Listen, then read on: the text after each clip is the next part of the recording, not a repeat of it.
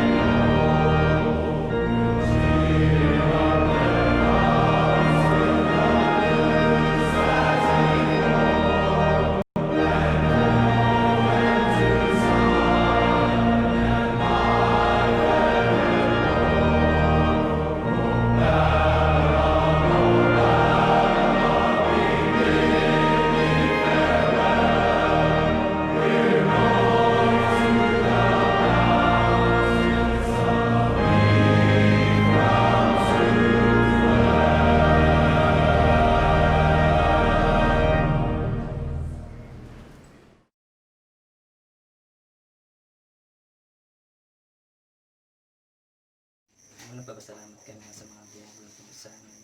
Salamat din naman sa kapasanampatan po namin. Salamat din naman sa mga leaders na meron po kami. Siyang panaming naibigan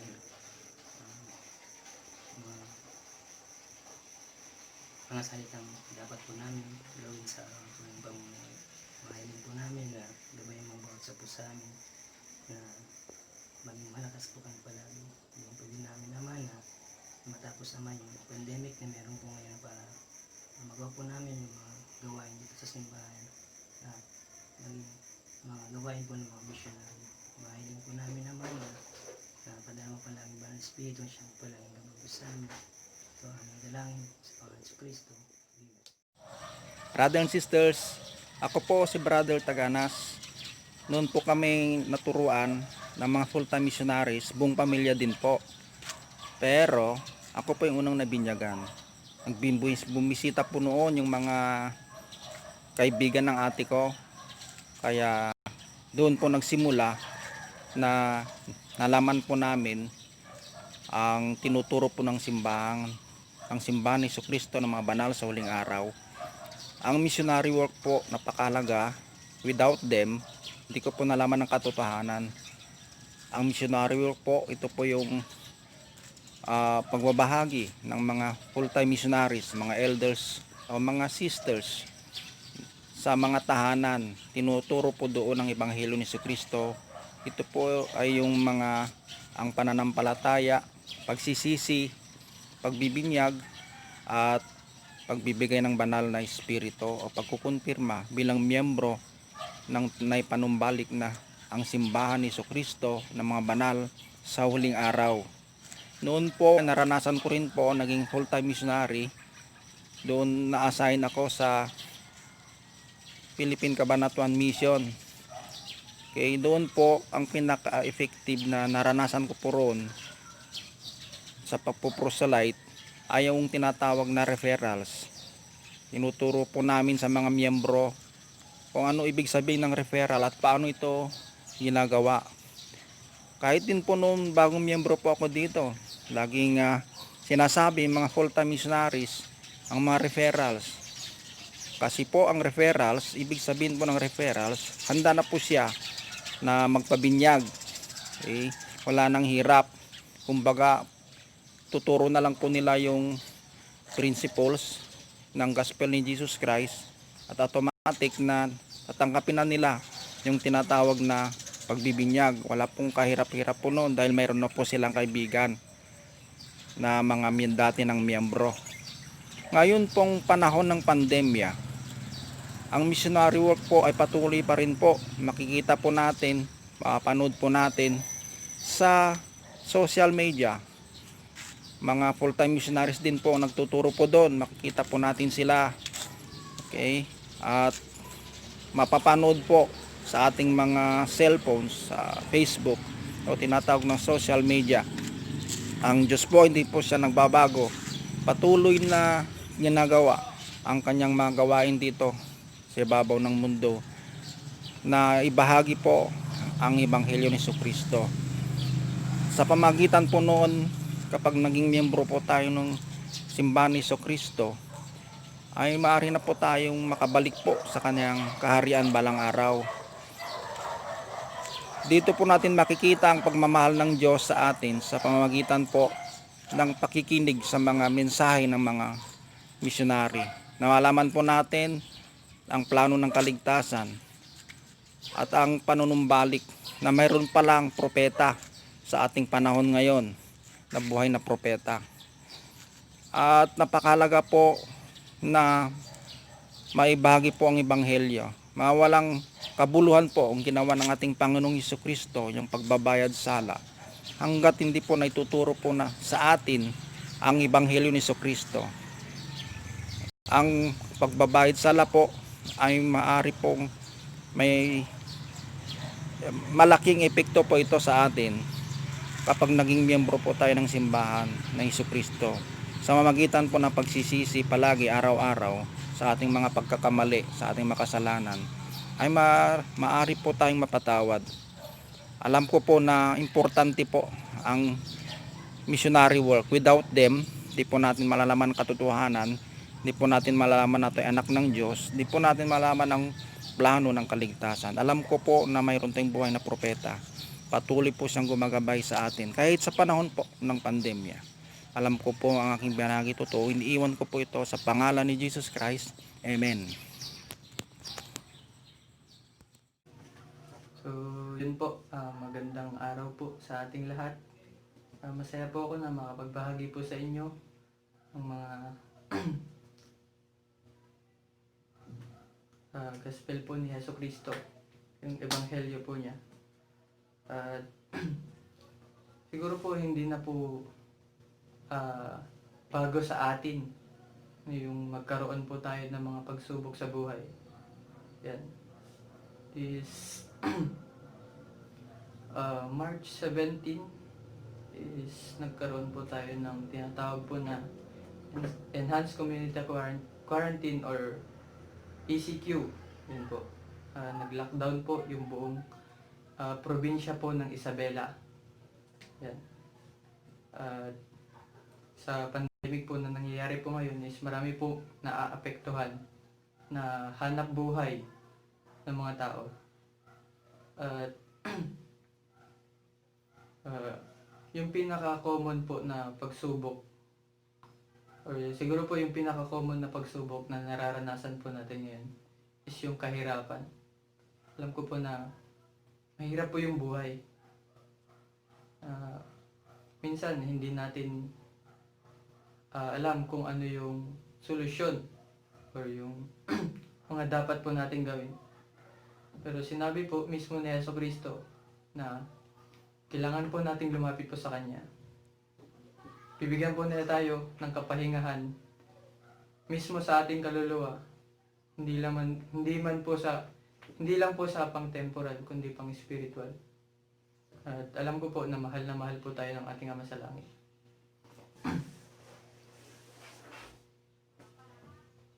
Sa paglagana po ng tinatawag po na virus o yung COVID-19 ay naging mahirap po yung sitwasyon ng community, lalong-lalo na po sa simbahan dahil marami po na-cancel yung mga church activities, yung mga napagplanuhan na dati is cancel po yun lahat. At lalong-lalo na po yung sacrament. Yan. Pero alam ko po na may plano po yung Diyos kung bakit po nangyayari po lahat ng ito. Alam ko po na napakalaki po yung plano po niya para sa atin. Napakaganda po ng plano niya na inihanda niya sa bawat isa sa atin bilang mga anak niya. Yan. At isa rin po sa mga naapektuhan is yung missionary work. Yan. Last January po, nung nag-prepare po kami or nagpasa ng aming papers para sa mission. Yan. Then, hindi po namin ine-expect na magiging ganito po yung sitwasyon. So, napakahirap po siya. Pero, yung tanging pumasok po sa isip ko is kaya po ako pinag-prepare o kaya po nangyari po sa akin to, sa amin bilang nag-prepare ng mission at pati rin na rin sa full-time missionaries ay may plano po yung Diyos. At malaki po yung expectation po niya sa amin. Na pinadala po kami sa sitwasyon na ganito kasi alam niya na kakayanin po namin. Alam po niya na magagawa po namin yung responsibilidad namin bilang isang misyonero.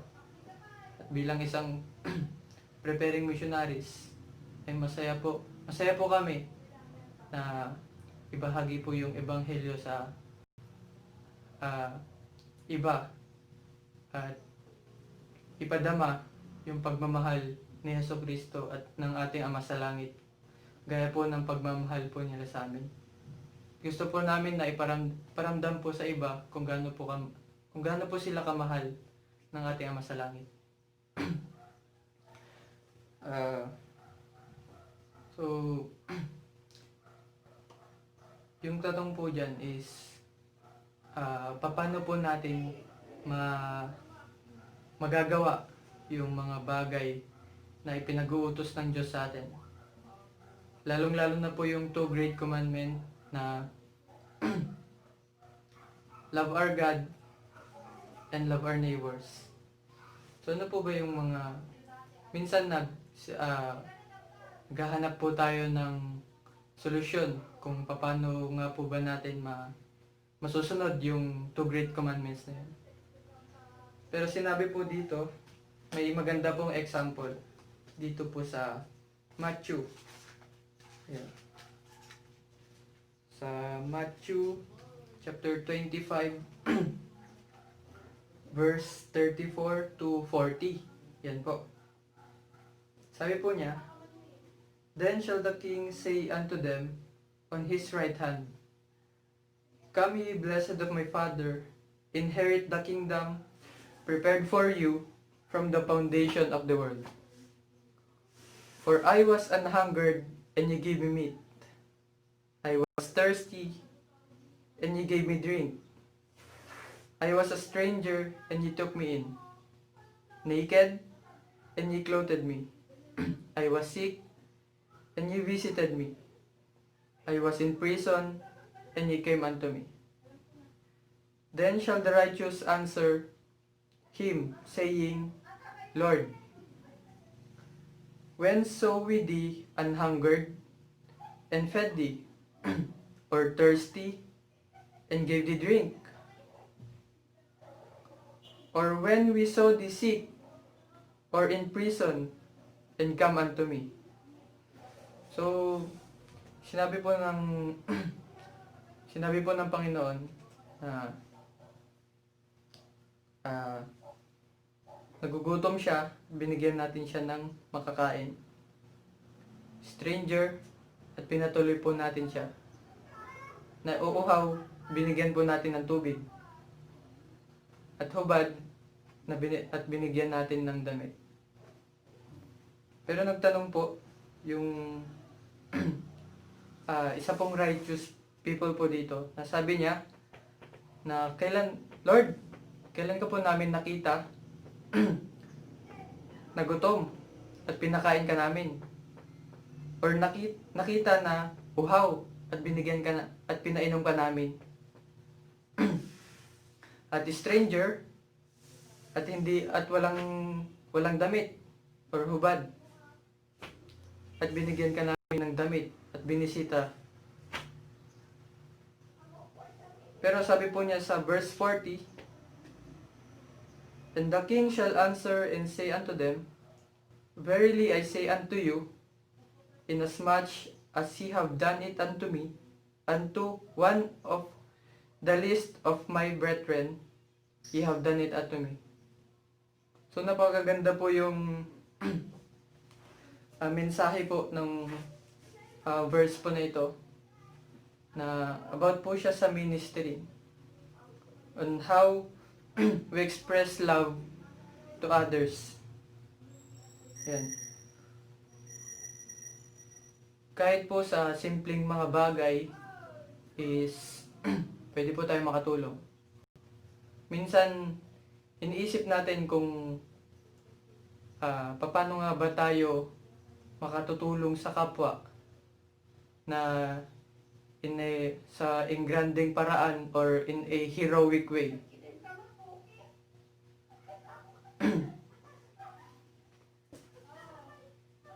Pero sa kahit simpleng bagay lang po na pagtulong po natin, or kausapin po natin yung isang brother, or tulungan po natin siya sa bahay po nila, or give service, yan po. Or simply mag-cheer ka kung may sports or events yung brother po natin or sister. Is counted po yun na ministry. Yan. So, alam ko po na lagana po yung pandemic po ngayon, COVID-19. Pakahirap po yung buhay na dinaranas po natin. But, remember na kung paano po nag-minister yung si Hesus Kristo po nung siya po ay nandito sa mundo. Kinausap po niya yung mga tao.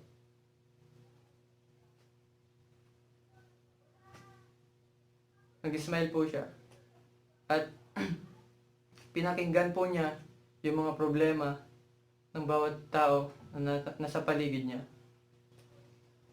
Look how powerful po yung Diyos sa panahon po natin ngayon. Nagbibigay po siya ng ng mga paraan para po masunod or magawa po natin yung pinag-uutos niya. Meron pong sinabi si Prophet Thomas S. Monson. Yun po.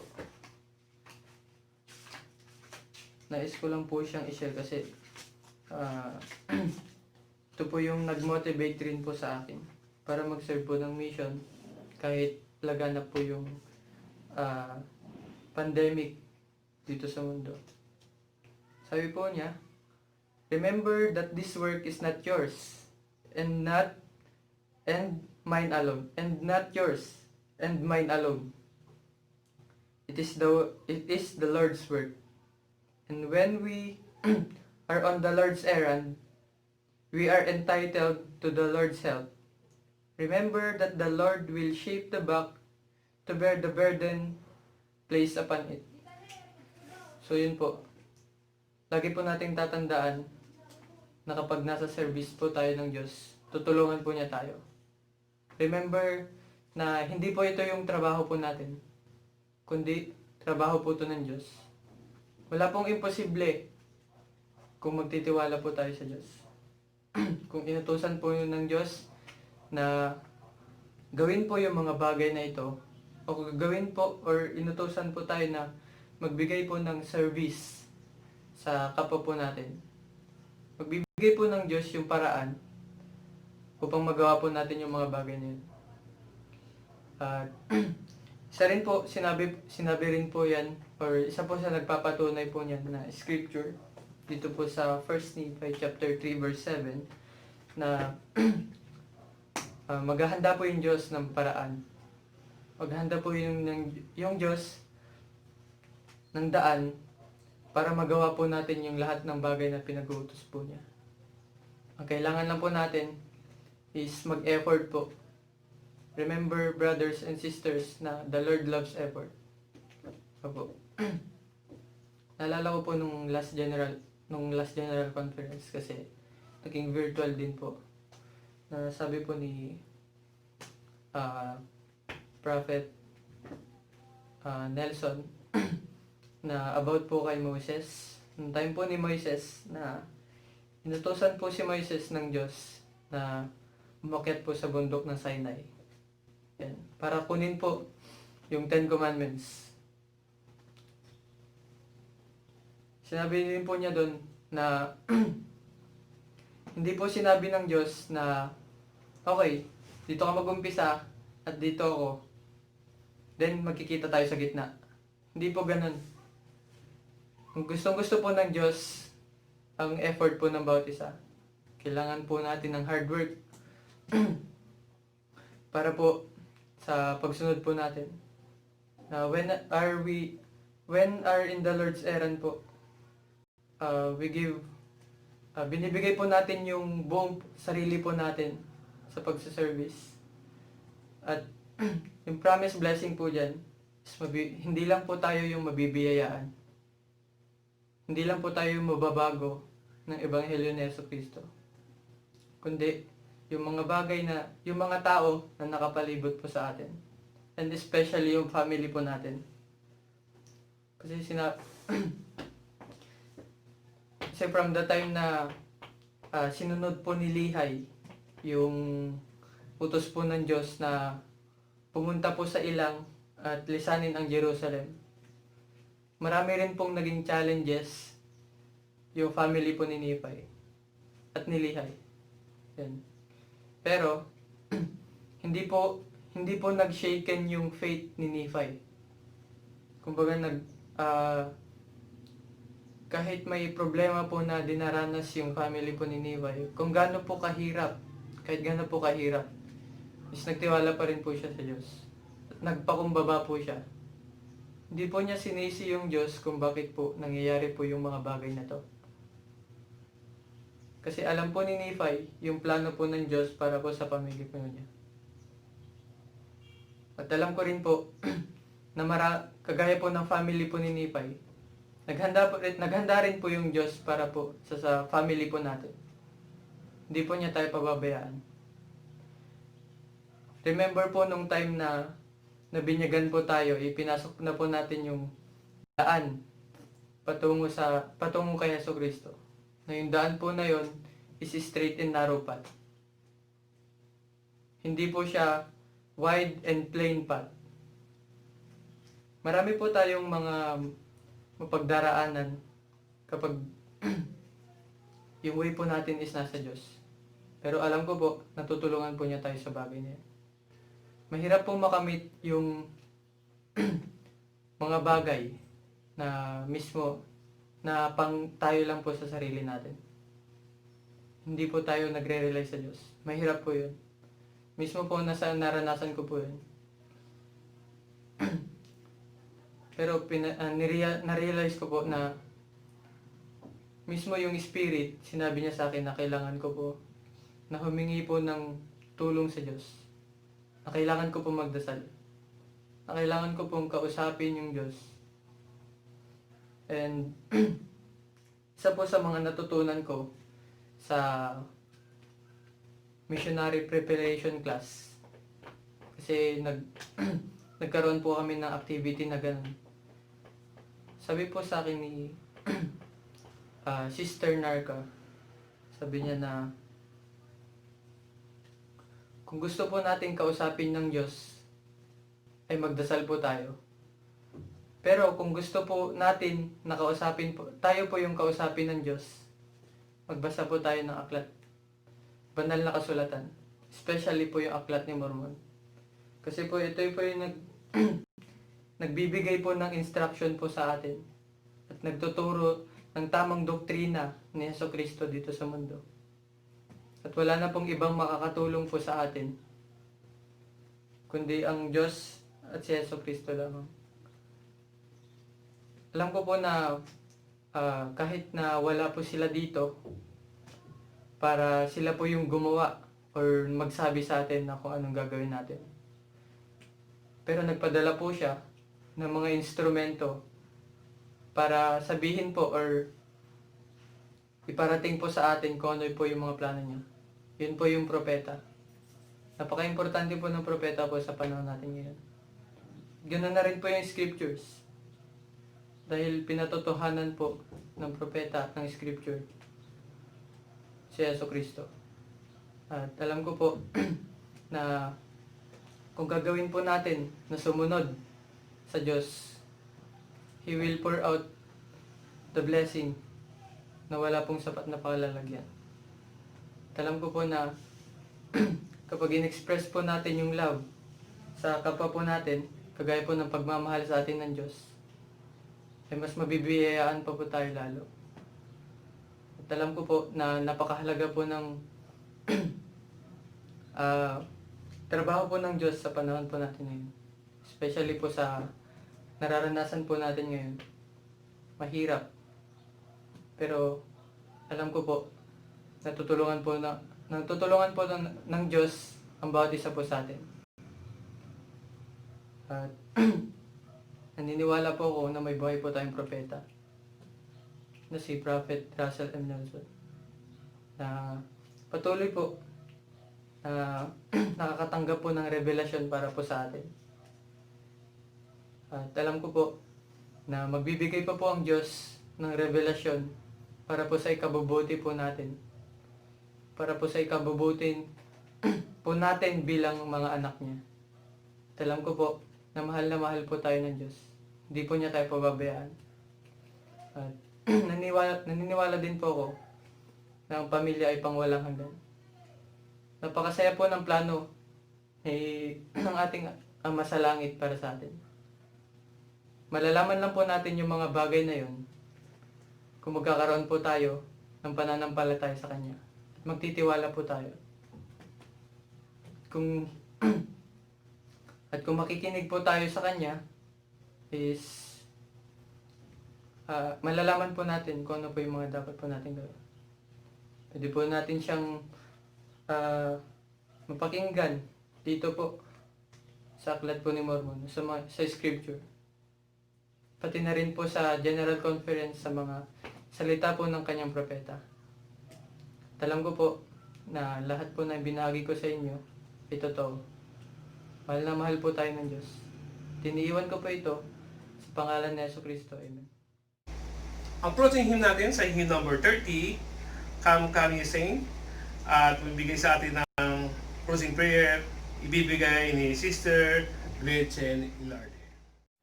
Come, come, ye saints,